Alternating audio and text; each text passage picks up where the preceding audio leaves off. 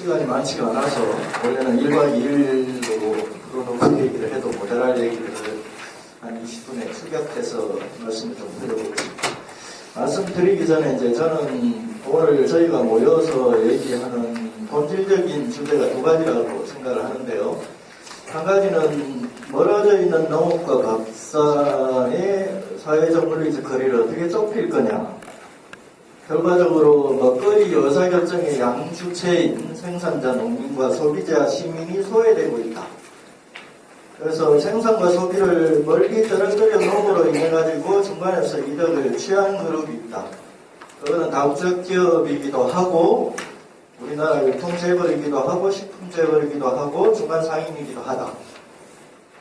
그래서 이 객관적인 상황, 그래서 거시적인 차원에서 먹거리 의사결정의 양주체인 생산과 소비를 어떻게 직접적으로 연결을 해낼 것인가라고 하는 게 첫 번째 본질이라고 생각하고요.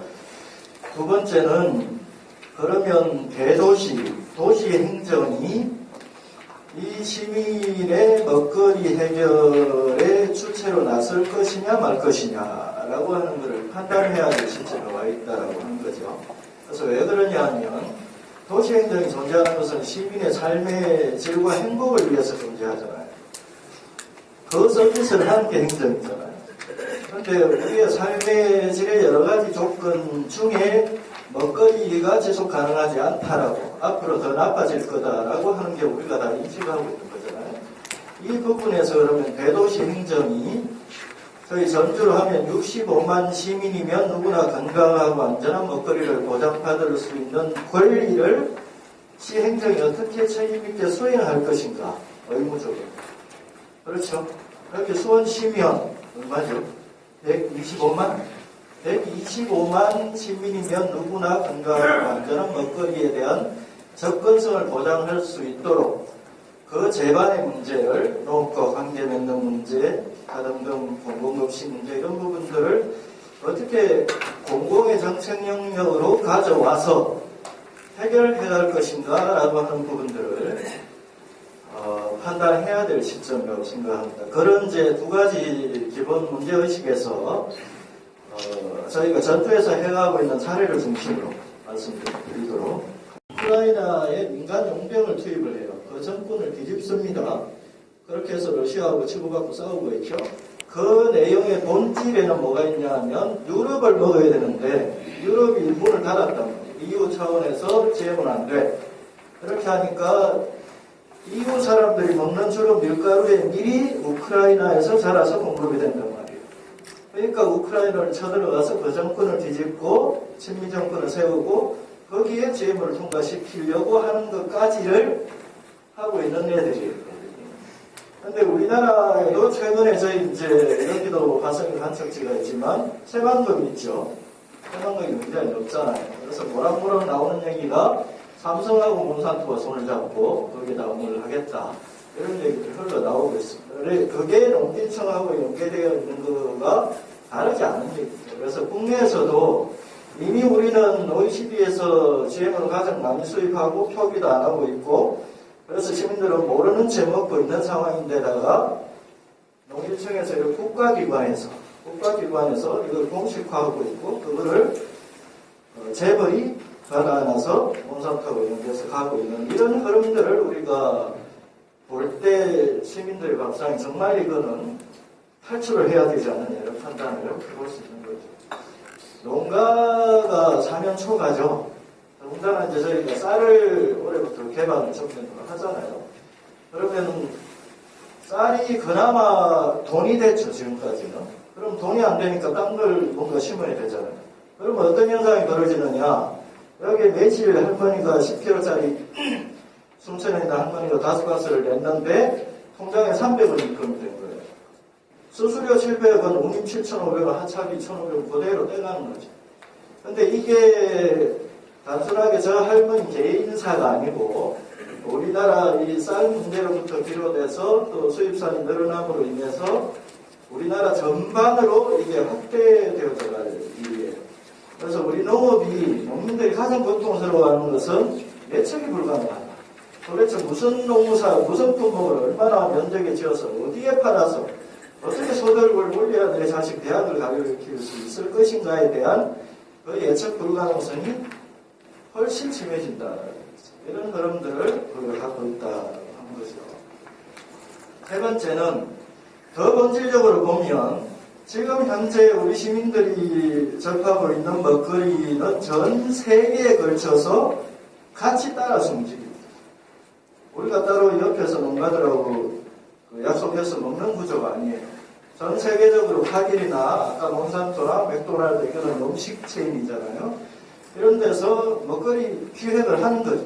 기획을 해서 먹거리를 자기네가 전 세계적으로 대량 생산하고 대량 유통, 대량 소비하되 그거를 맞는 데는 니네 관세 낮춰라 라고 하는 거잖아요. 그게 이제 국제무역 질서를 설계를 해서 뭘 관철을 시키냐 하면 지네가 설계한 국경을 넘나드는 이 먹거리가 어디에나 들어갈 수 있도록 하는 걸 관철시켰다. 그래서 우리나라가 지금 50개국하고 FTA를 체결하고 있잖아요. 그게 그 결과다라고 하는 거죠. 그래서 우리나라에서 70%에 달하는 1헥타 미만의 가족 소농들은 내가 먹고 자식한테 보내는 거 말고 시장에 낼 거 어디 농사 지을 게 없어요. 실제로. 나머지 30%의 산업농만 살려서 가는 구조로 가고 있다. 그게 우리 현실이다라고 하는 거죠. 이게 그 얘기잖아요. 그러니까 이제 2030년쯤 되면 저희가 50개국하고 맺어놓은 FTA로 인해 가지고 관세 장벽이 다 새로 베이스로 떨어져요. 그러면 지금도 수입을 저희가 많이 해다 먹는데 거의 우리 먹거리의 7, 80%를 수입해서 먹는 구조로 간다는 거죠. 또 한 가지는 제가 이름이 영상이잖아요. YS잖아요. YS가 1996년도에 유통시장이라고 하는 걸 개발을 해요. 그래서 월마트 막 들어오고 했었잖아요. 까르푸하고 월마트 다 도망가고 이마트하고 롯데 몇 개 남았는데 얘네가 도매시장 기능을 제외한 대부분의 소매 그리고 또 SSM 만들잖아요. 10만 명당 하나의 대형마트 하나에 사이사이에 SSM을 끼워놓고 그 사이에는 편의점을 끼워놓고 지금 이제 편의점을 가보시면 아까 맥도날드 이런 편의 음식뿐만 아니고 칠레산 포도가 거기에 절비하게 깔리죠.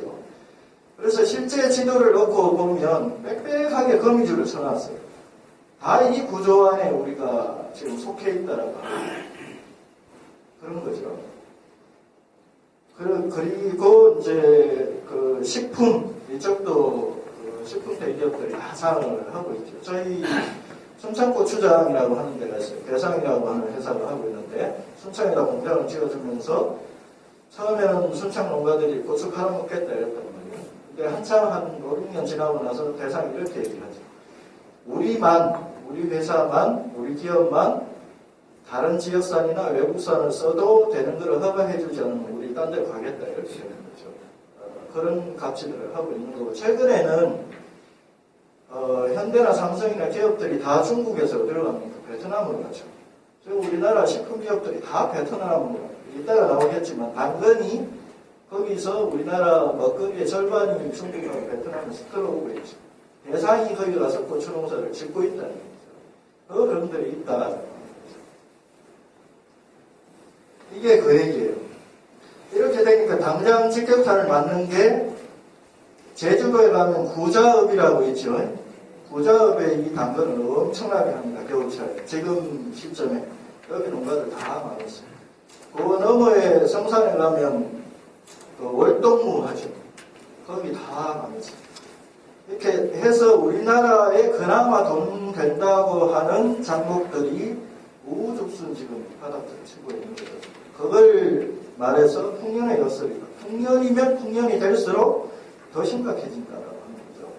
돈이 되니까 어떻게 해요? 홈플러스에서 체리 많이 드셨어요? 저는 아직 한 번도 못 보고 저걸 미국에서 바로 공수를 해오잖아요. 칠레에서 지금도 가져오잖아요. 그러면은 우두두 떨어지는 건 뭐예요? 대감귤 참외 그 시기에 우리나라 국내에서 그나마 돈 된다고 했던 과일 종류가 바닥을 다치는 거죠. 이런 현상들이 벌어지고 있다라고. 그리고 더 큰 게 오죠. 아시아 태평양권에 모아가지고 메가 FTA를 하자 하고 있는 거고 일본과 미국이 주도하죠. 우리나라는 못 끼워서 안달이고요. 근데 그렇게 되면 우리는 쌀하고 소고기가 더 지금보다 양보를 하게 되는 구조가. 물론 양극화나 노동 문제는 훨씬 더 심각해지죠. 이런 흐름들을 중국 얘기를 안 할 수 없습니다. 그래서 저희 전라북도에 장수군이라고 하는 데가 있어요. 해발 450m예요. 사과가 주산인데 앞으로 10년을 먹고 살 거야. 저희끼리 이렇게 얘기를 했는데 중국에 갔더니 수출 전진 기지가 여러 군데 있는데 그 중에 하나가 1억 평이에요. 1억 평. 3,000평이면 축구장 하나거든요.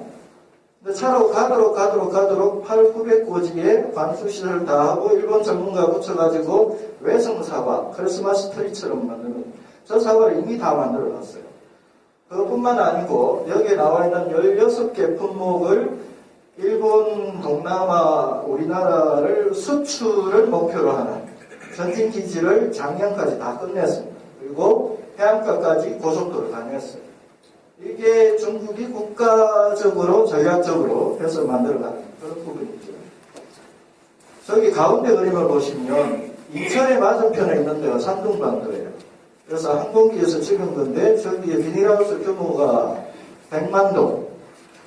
네, 그 중에 우리나라에서 생산되지 모든 생산되는 품목과 품종이 다 생산되고 있죠. 품질은 우리보다 낮지 않습니다. 더 높음이 높죠. 우리가 지금 취하고 있는 중국산은 배에 통해가지고 평택항, 군산항 이런 데서 보따리상으로 50kg 배에 들어오는 그걸 우리가 중국산이라고 착각하고 있거든요. 굉장히 무서운 나라입니다. 이런 부분들이 이미 다 준비가 끝났다.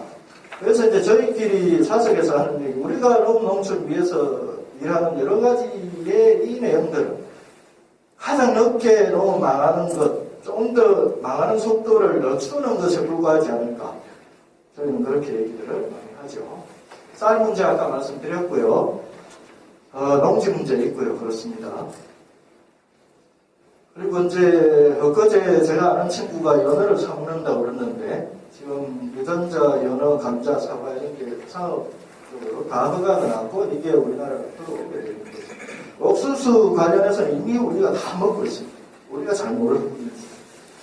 그래서 이런 부분, 식량자급률 부분, 깜깜한 얘기들 뿐이죠. 최근에 엊그저께 이제 신문에서 국가에서 발표한 걸 보면 농업 생산에 대기업을 집어넣겠다라고 하는 걸 공공연히 발표를 했죠. 그러니까 저희가 역사적으로 선택을 해야 되는 것은 우리 사회가 다수 가족농이 농지와 기후와 토양과 햇빛의 기운을 빌어서 지은 신뢰할 수 있는 먹거리를 우리가 먹을 것인가, 아니면 소수 기술과 자본을 가지고 있는 대기업들이 만든 하나 유리온실과 이런 데서 기계 ICT 다 붙여갖고 만든 이 먹을거리를 먹을 것인가를 우리가 선택해야 될 기로에 서 있다 이 말씀드리고, 북미 유럽 쪽에 가면 대도시가 먹거리 정책하는데 꽤 있습니다. 거기 가봤더니 그분들의 고백 중에 하나가 우리는 농가가 없다. 500농가 있는데 얘네도 다 수출을 한다. 그러니까 시민들 우리가 200만인데 이걸 먹여 살려야 되는 농가도 없으니 뒤늦게 반성을 하고 뭘 해요? 도시농. 농가도 없으니까. 그리고 대도시 먹거리 전략. 그래서 결과적으로 이 양반들이 얘기를 하는 것은 더 넣기 전에 지역에 있는 가족 소농을 살리고 그 사람들하고 시민하고 손잡게 하라. 이게 결국인 거죠. 기후변화 말할 거 없고요. 여기가 기후변화 교육반, 체험교육반 하시는 얘기고. 그래서 결과적으로 이 같은 흐름들을 보면 저희가 지속 가능한 사회, 그리고 지속 가능한 농업, 지속 가능한 밥상 이런 것들을 염원한다고 하면 이 굴레에서 벗어나야 되겠다.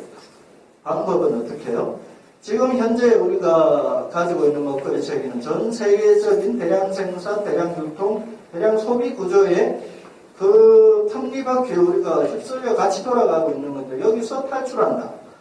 그리고 지역 생산과 지역 소비 구조로 전환한다. 그리고 중간에 밥상과 농업을 가로막는 이 중간을 최대한 간소화한다. 이 전략으로 갈 수밖에 없는 거예요. 그러니까 우리만 하고 있는 게 아니고 일본의 지산지수 똑같은 얘기예요. 그죠? 문제의식은 똑같은 거예요. 이탈리아의 슬로우 푸드, 슬로우 시티, 슬로우 라이프 이것도 시작도 문제의식도 같은 일. 미국에서 하고 있는 아까 우리 김대길 선생님이 발표하셨던 그 일련의 내용들의 문제의식은 결과적으로는 이대로 가면 지속 가능하지 않다. 지속 가능하게 하자고 하니 시민사회가 자각을 하고 그거를 사회적인 합의를 통해서 끌어올리고 그거를 국가 의제화한다. 이게 이제 하나의 흐름을 이루고 있다. 이렇게 볼 수가 있습니다.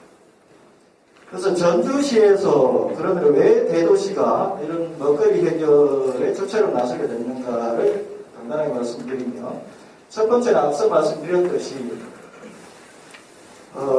도시 행정이 존재하는 이유는 시민의 행복권이고 행복을 위해서는 건강권은 1번이고 건강권을 위해서는 먹거리 문제를 방치할 수 없다라고 하는 거고 그동안에 시장 영역에만 맡겨놨던 것을 이제는 공공정책 영역으로 끌어와야 된다. 두 번째는 사회적인 실질적인 필요가 이미 성숙되어 있는 거예요.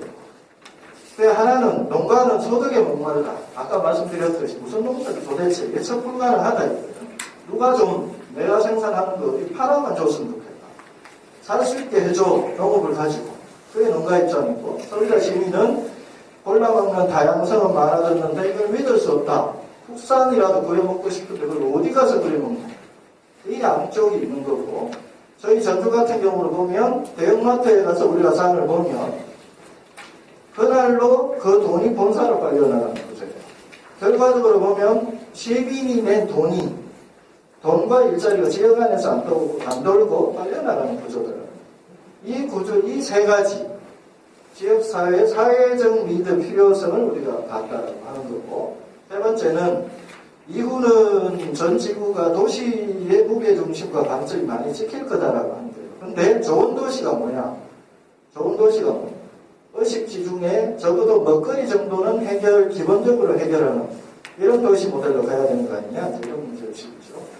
그래서 저희가 생각하는 것은 건강한 시민, 그죠? 밥상 문제, 지속 가능한 농업, 좀 세게 나눴습니다. 독립경제정책.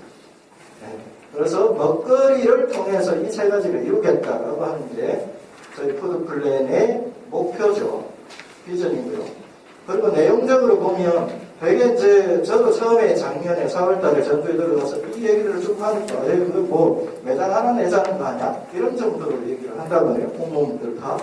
근데 그게 아니잖아요. 먹거리가 매개를 하는 것은 건강, 교육, 환경, 삶의 질, 일자리, 사회정의, 사회통합, 도농통합 이런 것들을 먹거리로 매개해서 먹거리라는 주제로 통합해갈 수 있다는 게 강점입니다.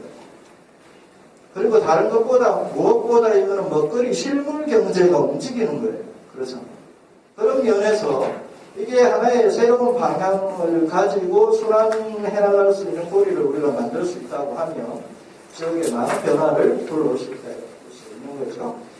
그래서 7가지를 저희는 해요. 첫 번째는 일반 시민에 대한 먹거리 접근성. 10분 거리에 내가 원하면 가서 사 먹을 수 있는 매장과 레스토랑입니다. 두 번째, 공공부문은 학교 급식의 지역사를 공급하자.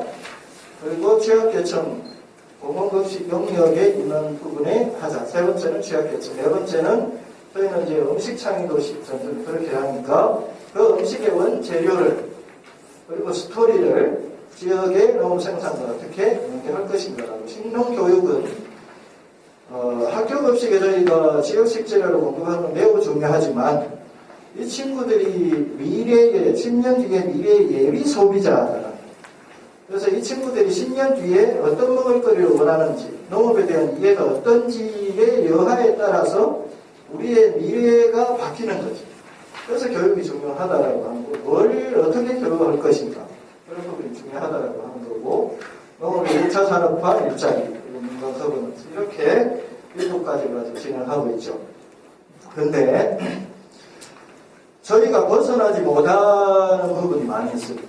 그 중에 하나가 뭐냐 하면 죄송한 얘기지만 지난 20, 30년 동안에 우리나라 농업이 걸어온 유일한 한 가지 전략은 단일 장목을 규모화해서 열린 시장에 대응해서 경쟁력을 갖추게 한다. 이게 하나였어요.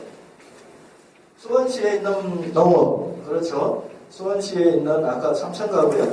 3,000가구의 농업인들이 혜택받을 수 있는 중앙정부에서 내려놓기는 모든 정책은 여기에 일관되게 가 있다. 근데 거꾸로 이거는 30%의 농가만 혜택을 받습니다. 70%의 가족 소농은 할 게 없다. 그래서 제천탈농이에요. 그렇죠? 오만 농촌 1서대 농업에서는 손 떼라. 그 구조조정이 다른 얘기를 하면. 그러니까 규모한 품목을 농사를 지어서 품목끼리 연계해서 공동 마케팅하고 정부 물류로 돌린단 말이에요. 우리가 학교 급식을 지역사를 넓라고 해도 제가 실제 경험이 있습니다. 옆 동네에 수박이 나요. 영양사 선생님이 그 수박 좀 줘봐요. 근데 그 농협이 그 수박을 못 줘요. 하만에서 온 수박을 줘요. 물류체계가 그렇게 가 있다는 거예요.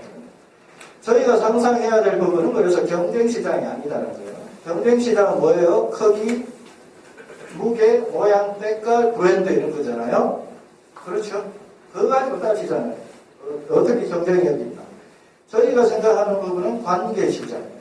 생산자와 소비자가 다이렉트로 연결하는 그런 시장이죠. 신뢰관계로 생겨나고 신뢰관계로 확산되지.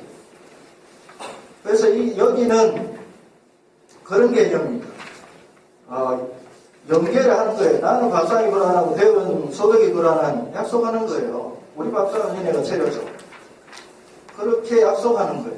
그래서 여기는 생산을 시민들이 필요한 밥상을 중심으로 생산을 바꾸는 거예요. 그래서 그거를 준비해갖고 공급해주는 거예요. 중간 유통과정 아직 없이. 그게 관계시장이에요. 그래서 단품목, 소량 생산, 밥상은 연중 돌아가죠. 그렇죠? 저희가 직거래라고 하는 게 있는데 직거래가 왜 자꾸 실패하고 잘 안 되냐면 연속성이 없는 거예요. 생활적으로 연결되지 않는 거예요. 농가한테도 생활적으로 연결이 안 돼요. 어쩌다 한 번씩 가는데 소비자도 어쩌다가 한 번씩 장 보는 거잖아요. 그렇게 하면 안 되는 거죠. 내가 생산을 매일매일 해서 이게 뭔가 계속 연결이 돼요. 그렇게 시장의 성격이 다르다는 거죠. 근데 이제 우리는 국가적으로 이쪽을 전략적으로 택해왔고, 근데 이렇게만 맡겨놓으니까 시민밥상이 불안해지고 농가가 살아남을 수가 없고, 그러니까 저쪽을 병행해 가자. 근데 이것이 정부에서 맞지 않습니다. 제 개인적으로, 저는 참고로 계약직 공무원입니다. 그래서 공무원을 과장 오래 할 건 아니어서, 저는 정부는 너무 포기했다고. 이 양축을 상상하지 않거든요. 근데 우리 사회는 이쪽 영역을 필요로 하죠. 그래서 저는 지역단위에서 이 구조를 만들지 못하면 우리가 앞에서 해왔던 그 대량 생산, 대량 유통, 대량 소비 이 구조에서 탈출하는 게 불가능하다 이렇게 보는 거죠. 그 같은 일, 7대3, 3대7인데 그동안에 다품목 소량을 특징으로 하는 그래서 별로 정책적인 대상에서는 소외되었던 이 양반들을 이 푸드 플랜의 주체로 세운다. 라고 하는 게 저희 내용입니다. 그래서 전주가 이렇게 생겼고요. 전주에 무슨 농업이 있냐? 이렇게 해서 따져보니까 5,000헥타 정도의 농지가 있고 25,000 농가 정도 있습니다. 그래서 저희가 생각을 해봤죠. 전주 먹거리 경제 규모가 얼마쯤 될까 이렇게 계산을 해봤습니다. 그래서 저희가 70만 잡고 25만 세대예요. 그 수원도 계산 한번 해보세요. 25만 세대의 엔겔 개수라고 하는 게 있죠. 가구에서 식품비로 쓰는 것. 외식 빼고. 그러니까 25만원에서 30만원씩 돼요. 월. 그걸 꼽아니까 전주는 1조가 넘어요. 제가 오면서 수원에 오면서 생각을 좀 계산을 해봤더니 수원은 2조가 넘습니다. 그러니까 가게만. 그러니까 외식으로 따지면 전주는 3조쯤 되는 거죠. 근데 전주에서 생산하는 게 전체 연간 1,000억이에요. 근데 우리가 아까 제가 말씀드렸듯이 이 왼쪽 방식으로 생산하고 유통하기 때문에 그게 잘 된 건 어떻게 해야 돼요? 수도권으로 시집 보내야 돼요. 전주 쪽에 안 팔리잖아요. 전주에서 생산한 게 전주로 오는 비중이 연간 500억이 채 안 되는 거예요. 300억에서 500억 사이예요. 저희가 그리는 꿈은 지역의 가족 소농을 주체로 세워서 그러면 이거를 2,000억까지 1단계로 올리자는 거예요. 2,000억까지. 그러면 계산을 해보면 5,000 농가가 월 200만 원을 꼬박꼬박 벌 수 있는 안정된 시장이 만들어집니다. 그러니까 이 정책을 하기 위해서는 이 그림이 실현되게 하기 위해서는 행정이 정책으로 받아가야 되는 거죠. 시장에 맡겨갖고 누가 이걸 할 수가 없는 거다 이런 말씀이죠.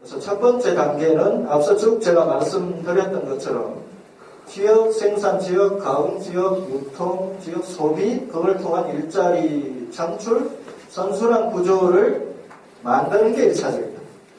그러니까 예를 들어서 저희가 서울시의 성북구하고 자매결연을 맺었다고 치고 성북구를 전주시가 도와주고 싶어요. 근데 전주시가 이걸 공급할 수 있는 자기 준비가 안 돼 있습니다.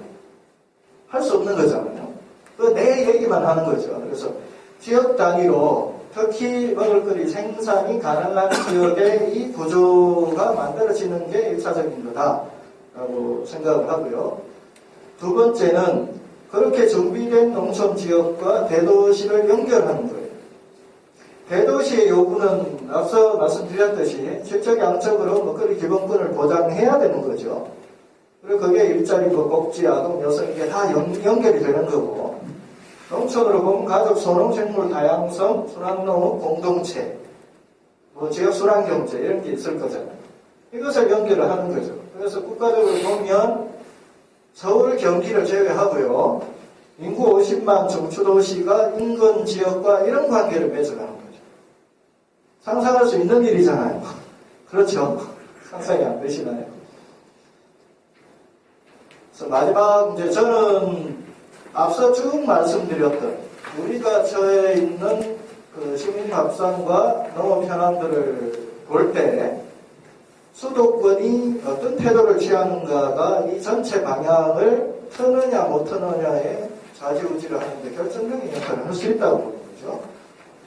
그래서 저희가 제안하는 것은 서울시 같은 경우는 전체 1000만이잖아요. 1000만의 먹거리를 어떻게 하겠다. 이것은 쉽지 않아요. 그리고 전 세계와 연결이 되어 있고, 그러면 이걸 구로 나누자는 거예요. 구로 나누고 보니까 20만에서 50만쯤 돼요. 그러면 준비된 지자체가 있다고 하면 그 지자체하고 구의 먹거리 전략을 연결해서 해결하자는 거예요. 가능할까요? 그리고 그게 가능하다고 보여지면 그 성공한 사례를 매뉴얼로 만들어서 예를 들어 전주가 A라고 하는 저기 자치구하고 했다. 그래서 이게 가능하다. 거점 매장도 내고 그걸 통해서 공급시키려 해가고 이게 보여지고 가능하다 그러면 저희가 매뉴얼을 만들고 김포하고 다른 자치구하고 하라는 거죠. 강원도 홍천하고 다른 자치구하고 하라는 거죠. 그래서 그런 여기 지금 우리한테는 굉장히 필요한 시점입니다. 네. 그래서 저는 앞서 준비된 지역 단위 생산 지역의 여러 가지 준비, 그리고 중간 거점 지역, 전주가 성공한 150만, 광주가 인근을 끌어안고, 대구시가 끌어안고, 수도권은 이런 방식으로 해결을 해가자는 겁니다. 그래서 정리해서 말씀을 좀 드리면, 제가 시작할 때 두 가지를 말씀드렸어요. 한 가지는 농업과 밥상의 먹거리 의사결정 주체가 소외되고 있다. 그 배경은 이러하다. 이것은 대량 생산, 대량 유통, 대량 소비에서 비롯된 것이기 때문에 그것을 지역 생산, 지역 소비로 바꿔가야 된다. 그래서 가족 소농을 주체로 세우고 시민밥상에 필요한 다분목 소량, 연중, 공급 체계를 준비를 하고 그게 도시의 대도시 먹거리 정책과 농촌에 준비된 걸 연결하는 방식으로 그래서 곳곳에서 봉화를 올려서 우리 사회의 먹거리 문제, 농업 문제, 도농간의 문제 이걸 좀 해결해보자. 이런 제안을 드리면서 마치도록 하겠습니다. 고맙습니다.